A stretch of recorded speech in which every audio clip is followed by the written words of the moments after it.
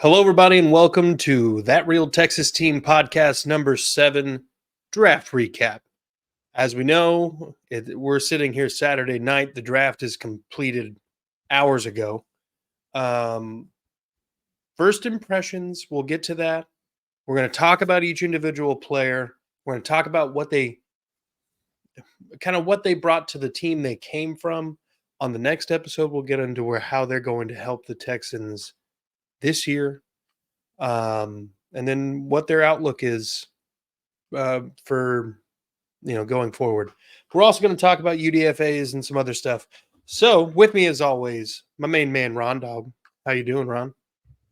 Doing great. How are you? I'm good. I'm sitting here like I'm not quite half baked, but quarter baked, and just chilling, talking ball. And it's gonna be dope. It's gonna be dope. Love talking. Exactly. Um, kind of a defensive heavy draft. Some of the selections were made a little later than I kind of hoped, but still, I think a pretty solid draft. A lot of these guys bring versatility, and we'll get into that. But first, hit the like and subscribe button, hit the notification bell. Now we'll get into it. Let's lead off with the second round pick. Of course, as you all may know, we traded back from the first with the Vikings, picked up 2 seconds, one this year, one next year. We then traded the one next year for Stephon Diggs. So our first pick was pick 42. And we selected one Kamari Lassiter. Before I get into anything about like his personal, what was your initial reaction, Kamari Lassiter at pick 42? I was okay with it because we do need more corners on in our depth, so I wasn't mad at the pick. Okay. What was your general impression of the draft before we get into individuals? I mean, it's hard to say. There was a lot of there was some good picks and there were some questionable picks. But I do like how we went defense heavy.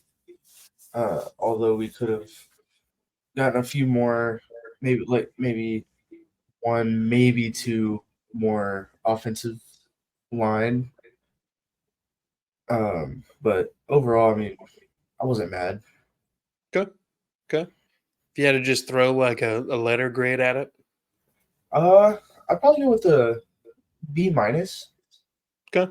I think that's pretty respectable for not having a flashy first round draft pick. Yeah. But with the first pick, the Texans made Kamari Lassiter the first Texan of 2024. 5'11" and a half. He was a junior, so he's 21 years old. January 23rd birthday. So mark your calendars, folks. It's going to be Lassiter Day. If you didn't notice, when he was drafted, he was wearing a chain with a lock on it, which his nickname is the Locksmith. And he's the only one with a key to the lock. His dad bejeweled it. It's like a very valuable to him kind of thing. 186 pounds a corner, a little light. He could probably put on a little weight and adjust pretty well. When I read that it was, or not read, when I was watching and it was Kamari Lassiter, my thought was, well, maybe they're going to move him to safety because I saw the 40 time, which was not great. However, he has great, and this is something I've read everywhere on Kamari Lassiter. Phenomenal play recognition. Not afraid to go play, get in the box and hit somebody. He played a lot of nickel. He was sent on a lot of blitzes. He was, there was a random stat that I read that he hadn't had 2 passes completed against him in the same game since like the championship game of 2022, which, if true, is absolutely insane. especially for a guy who's not the most athletically gifted when it comes to 40 time. But something I'm going to find as fast as I possibly can. Apparently now they just track everybody's miles per hour, and I think that's actually probably like a better measurement instead of a 40 time. So like in-game miles per hour, that's what you got to care about anyway, right? That's game speed. I've seen that a With lot on like the next gen stats. yeah, I think they well, started that back in 21. yeah. So what I'm saying is like they were talking about how the Los Angeles Rams they don't go to the scouting combine. They just have dudes who are watching film and dudes who like write down all the analytic parts of it. They don't care about your 40 time. They care about how many miles per hour you ran in a game, which I think is probably the smarter way of doing it. So I'm going to try to find that if I can. But the 33rd ranked in terms of athleticism score in corners, 15th in production, total score, he was the 21st corner, according to NFL.com. He did do the 3-cone drill in 6.62 seconds and a 20-yard shuttle of 4.12. Young man's from Savannah, Georgia. These Bulldog defensive guys have come into the league and generally done pretty solid.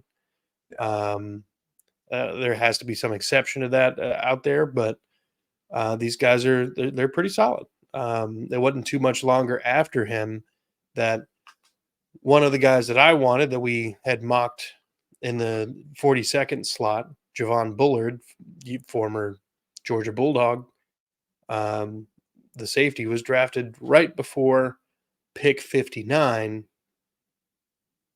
which was Blake Fisher. So, do you have any more thoughts on Kamari Laster before we dive on into that next pick? I mean, I'm just excited to see what he brings, see how Yeah. he's going to do, especially in training camp. See how he matches up against our receivers. That'll be a big thing since we have really good receivers. So seeing how he matches up against our guys will determine whether or not he'll be able to do his job against other teams. Yeah. I'm Yeah. excited. I'm excited to see where he goes. Yeah. He's got cornerback 2 upside. So, best case scenario, he complements Stingley. Worst case scenario, he's the replacement for Desmond King. Yeah. So, whatever. But our other second round draft pick, our own second round draft pick, if I'm not mistaken. No, I'm definitely not mistaken. Definitely our own second round draft pick. One Mr. Blake Fisher out of the University of Notre Dame. I believe you've got him pulled up. Yes, sir. So it says here he was a sophomore, which is, I mean, pretty young. Probably a redshirt sophomore. Yeah.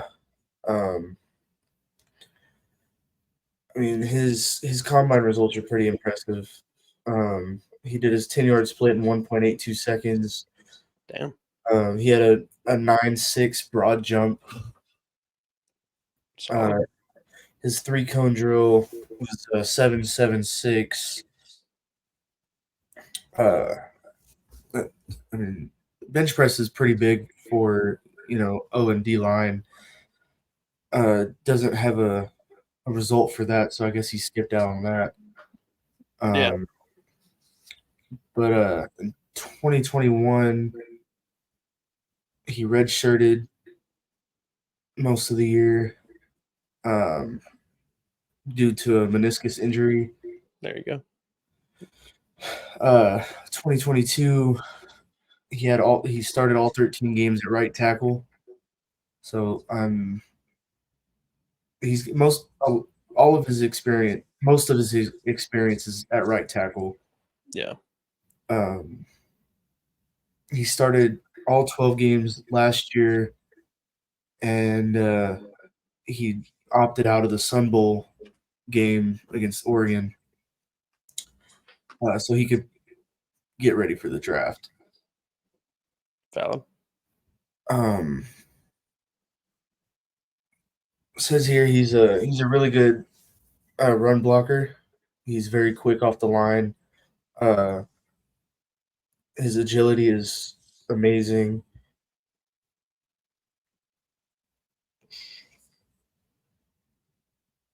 His power and leverage, it's got a pretty high score. So, I mean, that's pretty big for a tackle. Yeah. So his pass block is, they're saying that it's pretty good. Oh, that sounds really basic, but I mean, so I mean, I guess he's one of the more talented Notre Dame tackles. Yeah. Naturally. So Yeah. All right. I know that he oh god. Know that he's young. Yeah. Know that he's pretty big. I think he's like 6'6", 307 or something. Yeah, Might be bigger 6'2". than that. Yeah. He's got a 10-inch hand. He's got a what? He's got a 10-inch hand. My hands are bigger than that. I know, right? Pretty sure mine are like 6 inches. Your hand? No, it's You measure it this way. what do you got? You measure it from the tip of your pinky to the tip of your thumb. Oh, okay. It's probably like 9 or 10, yeah. Yeah. But yeah, I think he's immediately going to be somebody who's going to give you options. I think he gives you inside versatility as well, but I think he only allowed like 2 sacks and like 900 some odd pass pro reps in college. Yeah. So that's pretty solid. That's something you can kind of hang your hat on and feel good about coming into this. But he was the final pick of our second round. In the third round, we'd missed out on our safety, Javon Bullard.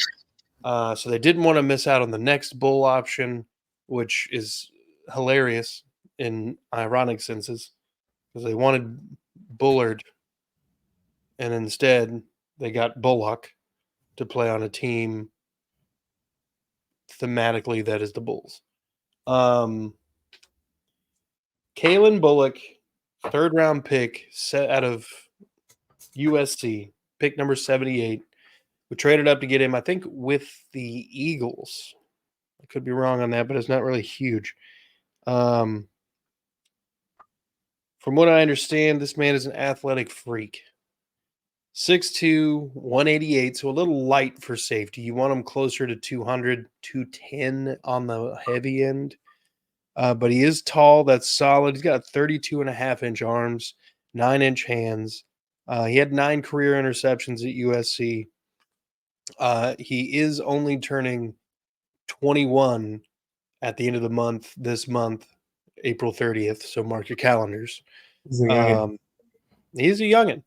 That's the common theme with the first 3 picks of this draft. They're all 21 or younger at the time they were drafted. So huge, huge win in my book on that one. 4.48 40-yard dash, a 1.51 10-yard split. Something else that this man brings is at USC, his first year, freshman year, he was a corner. They had him playing outside corner. And then through a string of injuries, they move him back to safety, and he flourishes. He's able to sit back, read the defense. He's not afraid to make tackles, though it's definitely not his strong suit. It's kind of a similar note that Jalen Petrie had coming out. Yeah. But I think there's enough upside in there that this is actually a solid pick, kind of here at the, top to the middle of the third round there. He, at this point, is the second USC player ever taken by the Houston Texans until we get to the next one later in this same class. That brings us to our only fourth round pick. One Ohio State tight end, Cade Stover. You have him pulled up, or do you want me to get him? No, I got him. Okay. So I got him here at 6'4", 247. He was rated a 76 in the next gen stats. The good thing about getting Cade Stover is the immediate chemistry with CJ. So that'll be big in the pass offense. Yeah. So I love that pick. Yeah, So it's not a bad pick at all. I just wish he was a hair younger. yeah, 23. I feel like you just need to be in the league for as long as possible to develop as quickly and have as much time to, be at your peak. Yeah. But anyway, keep going. So I got he ran a 4.6 40, 4.65 40. His 20-yard shuttle was 4.4. So that's pretty quick for a tight end. Mm-hmm. I think he's like right at like the perfect weight for a tight end. Being in the 250 range. Yeah. At 6'4", so he's like the perfect build as a tight end. Yeah, he's solid built. He's stout for sure. For sure. Looks like his first couple years in college, he rotated offense and defense. Like they didn't know where they wanted to put him, I guess. Yeah. I read somewhere that he played. He was recruited to Ohio State to play linebacker. Yeah. And then he got there. The linebacker room was deep, so they moved him to defensive end. And then they moved him to tight end. And then they moved him back to linebacker. And then they moved him back to tight end. Mm-hmm. In 2022, he made the All Big Ten conference. And then unfortunately he had a back injury in the playoff semifinal against Georgia. And then last year made the Big Ten Conference Tight End of the Year. Second team All Big Ten Conference behind Michigan. He was right behind Colston Loveland. He's a solid tight end. He's got some good speed. His route running is pretty damn good. He's pretty light on his feet for being a bigger small guy, I guess you could say. Yeah. I've got to pause this real quick. And we're back. I just got like one or two more things about Cade Stover. A couple things he can work on, coming into the league. He's not the best blocker. So, that just comes with, strength and, a little more teaching. Yeah. And then, I've watched a little bit of film on him, and whenever he's running like the deeper routes and the ball's coming towards him, he kind of slows down looking for the ball instead of trusting his quarterback to put the ball right where it needs to be. So that causes a lot of overthrows and stuff like that. So, but other than that, he's a really solid. He's a solid pick for our tight end room. Yeah, and we're gonna have Brevin Jordan. He's a pending free agent after this year. So that would be, if he pans out, then that's a decent replacement for him. But he's got two solid tight ends to learn from. So yeah. Let's see. Which brings us to the 6th round. We did not have a 5th round pick this season. We didn't have one going into the draft. I thought we might, trade back a couple times and maybe get one. But instead, 6th round, pick 188, we go Jamal Hill, linebacker out of Oregon. He played linebacker for 1 year at Oregon. It was last year. Primarily before that, he was a safety. And that explains why his 40 time was a 4.41, Yeah. 4.45 at I think his pro day. But regardless, he is athletic as hell. The problem is he's 216 pounds and 6 foot tall, which is a little small when it comes to linebacker. Yeah. Maybe good for practice squad for a year. Maybe practice squad. We're a little thin on linebackers, so he'll probably be on the team, but as primarily a special teams guy. Yeah. But we'll get into all that stuff next episode. This says his weight is 226 on NFL.com, which is a little better. But at the combine, he was 216. So I don't know where they're getting that number. However, I remember watched a couple Oregon games this season, and he was all over the field. He was making his presence felt. I think he is definitely more of a special teams contributor day one, but he could work his way in on certain situations. And then, what was that? 17 picks later at Jawar Jordan. At 6th round, 205, Jawar Jordan out of Louisville. So a little on the older side. I think he's like 23. Yeah. So it's not bad. He's basically 5'10", 193. It's a little small for weight wise for a running back. If in my opinion, I think a running back, somewhere between 215 and 230, maybe 245. And then we got his 40 was 4.56. I think that might be a little bit slow for a running back. A 4.56. I mean, it's pretty quick, but for a running back, I feel like it should be a little bit quicker. But yeah, in my opinion, they don't have a whole lot of combine results on here. You may have skipped or just not been invited. Yeah, usually the guys towards the end or not. Yeah, they have. The only thing they got on there is the 40 and the 10-yard split. Yeah. Well, you can also the players can pick and choose what events they want to do. A lot of them are just unnecessary. So, okay. Yeah. But well,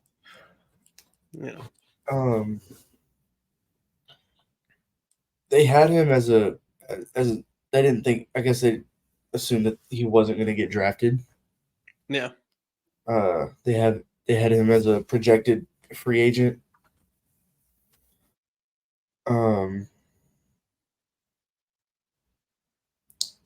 From what I can see here, he's more of a third, fourth down back.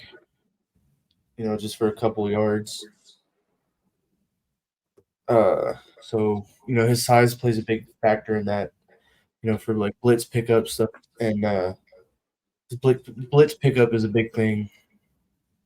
So, him being a smaller back, he's going to get blown up by a veteran linebacker. Yeah. I think he kind of brings a little bit of a third down back aspect. Mm-hmm. He had, I think, like a total of like 18 touchdowns, either in his career or just at Louisville in 3 years.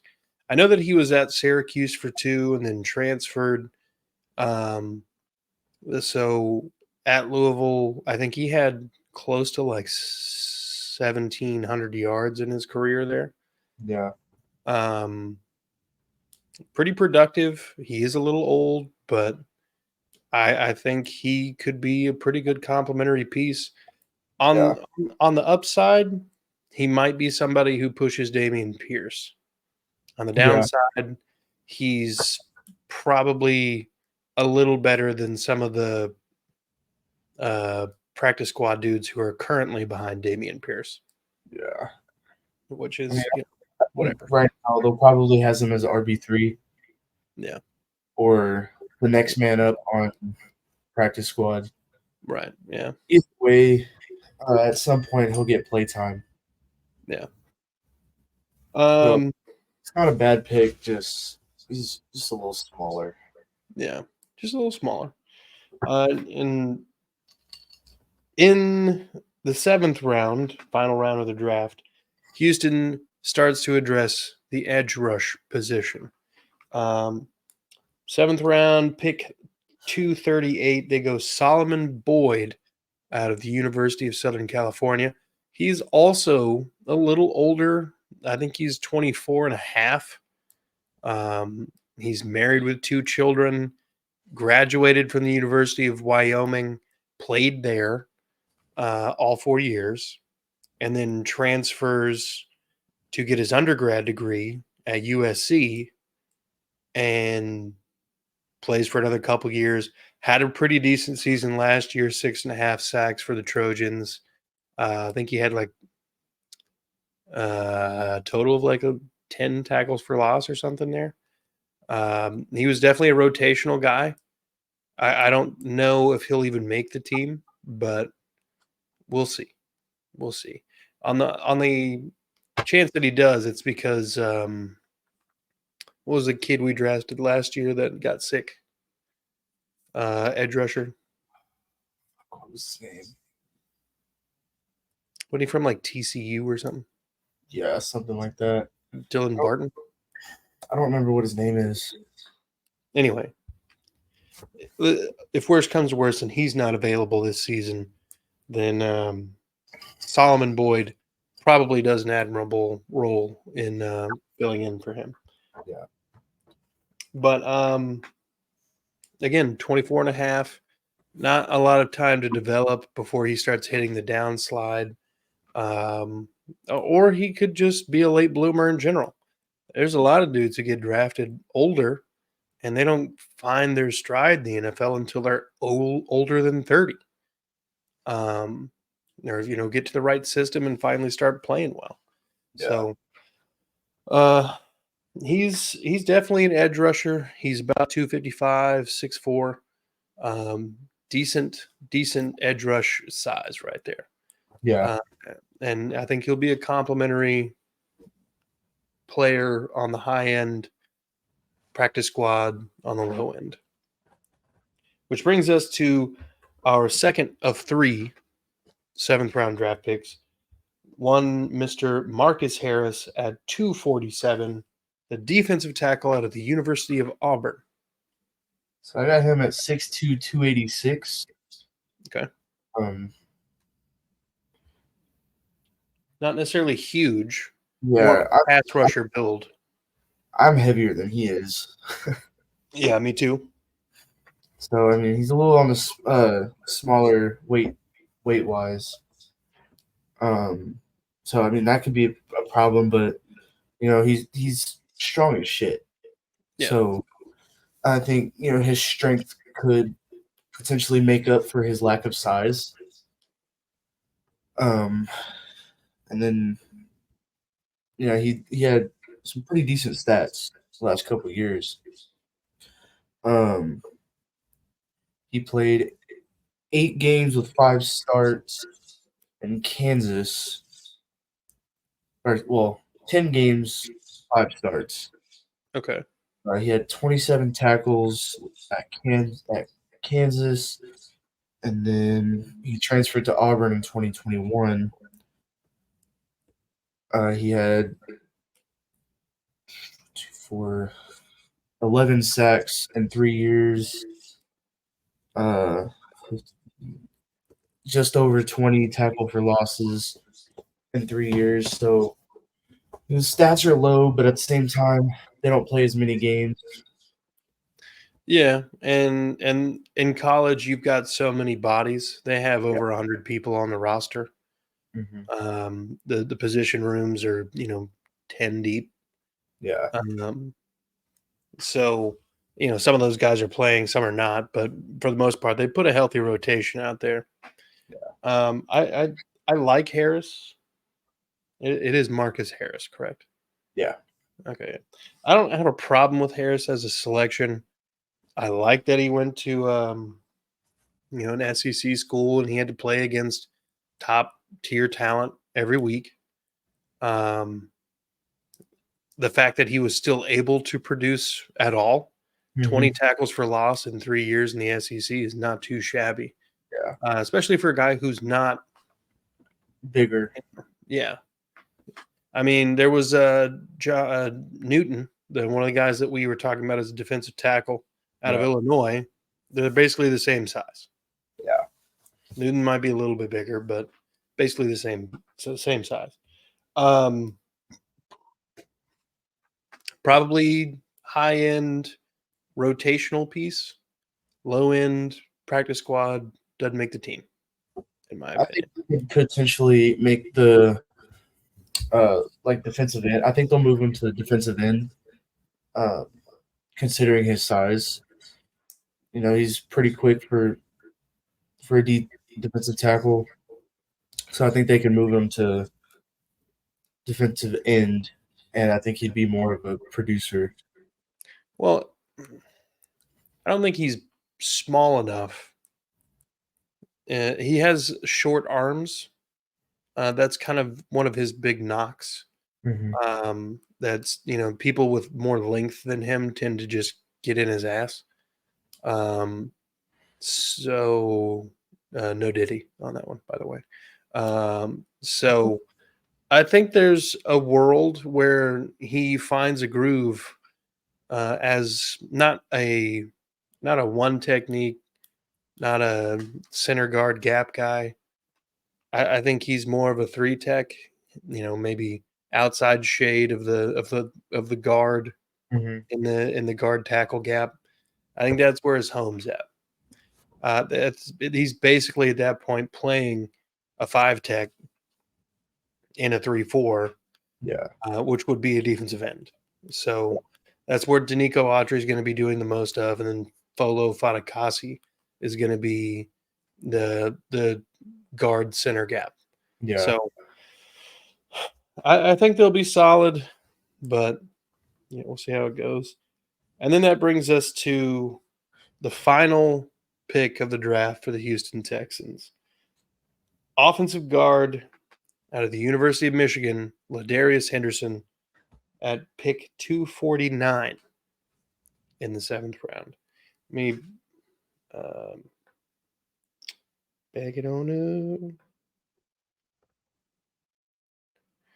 Don't yell at me. Here we go. Yeah, so Henderson started at left tackle for Michigan last year, which is kind of a surprise that the Texans were just like, yeah, he's a guard now. He's not the largest guy. He's not small by any means. I think he's 6'4" and some change. 6'4", 309, 35-inch arms, which is solid. Says he's a senior. 10 and 5/8 hands. He's got decent hand size.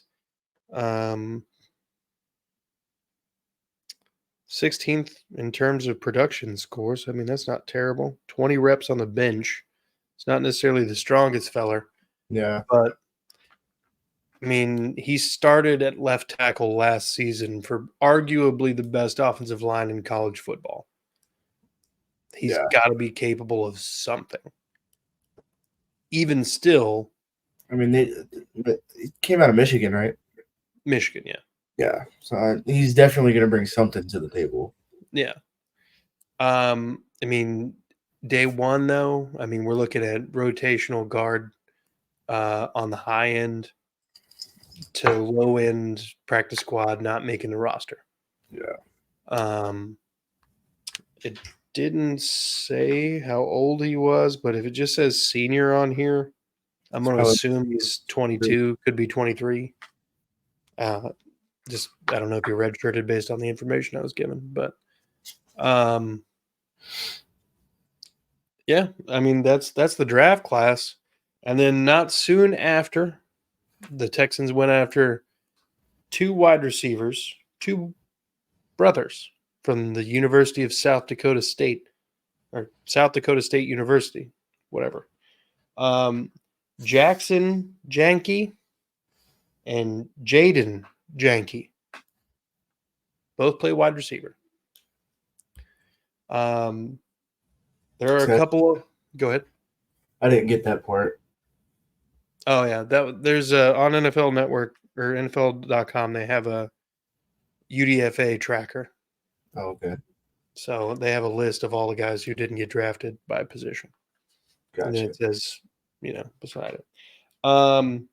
There are some dudes that I'm pretty familiar with that are still available. That a couple of them I thought would go already, but um, Jacob Warren, who was a tight end for the University of Tennessee, pretty effective in the passing game, decent blocker, got some movement to him, but he's not the fastest guy in the world. Jabari Smalls, University of Tennessee running back. Think he's 22, 23 years old. He's probably about the same speed as Jordan, but I think he would be better than Dokes or the other practice squad guys we got on the team at running back. Also, the University of Mizzou running back Corey Schrader. I think he's about 25 years old, so definitely not a youth movement for him. But he was hella productive last year at Mizzou. Ran all up and down the field on most teams. Kendall Minton, another running back from the University of Georgia. I believe he was, 22 years old. He wasn't bad. He wasn't, um, he's not a track star by any means, but I think he's got a little bit more of a top gear than either Jabari Small, Schrader, or Jordan. But he's not bad at all. It was actually kind of surprising that he wasn't higher respected to me. Yeah. Linebacker out of the University of Tennessee, Aaron Beasley. Seen him play for a little bit. Pretty solid. Great leader of men. Would be a locker room guy for that reason alone. Nathan Pickering out of the University or Mississippi State University. He's a defensive tackle. 22, 23 years old. Curtis Jacobs, linebacker out of Penn State. Penn State's got a pretty interesting linebacker history. Yeah. I think he's got the athletic upside. It's a matter of injuries for him. So maybe you bring him in, kick the tires. And then long shot, because we have Kaimi Fairbairn, so it's not even necessary. But Harrison Mevis out of the University of Missouri kicked like a 61, 62-yard field goal last season. That's not No, bad. no. Definitely somebody to bring in at least, during the preseason, so Kaimi Fairbairn didn't have to be out there risking shit. Yeah. But with that, that's pretty much all I have. I think there are other moves to be made in free agency. Before we went live, we were talking about we brought in a former Jags defensive lineman, Fred Smoot. Yeah. Dwayne Smoot. Fred Smoot was a corner in the NFL like in 2006. Yeah. Dwayne Smoot, it was just for a visit and a workout, I guess. Yeah. So it's nothing, dead set. Right. But usually if somebody comes in for a visit, they're most likely going to get signed. So Yeah. unless there's another team Medical that start. more something like that. So Yep. picking up a Well, lot of Jags players, I've noticed. do what? So we picked up a couple Jags players over the offseason during Yeah. free agency. Yeah. Couple Titans players. Yeah, We don't sign any Colts players because why would we? because fuck the Colts. Yeah, exactly. Do you have anything else? No, sir. All I think right. we pretty much covered everything. I think so. Well, I think it's a good spot to stop it here then.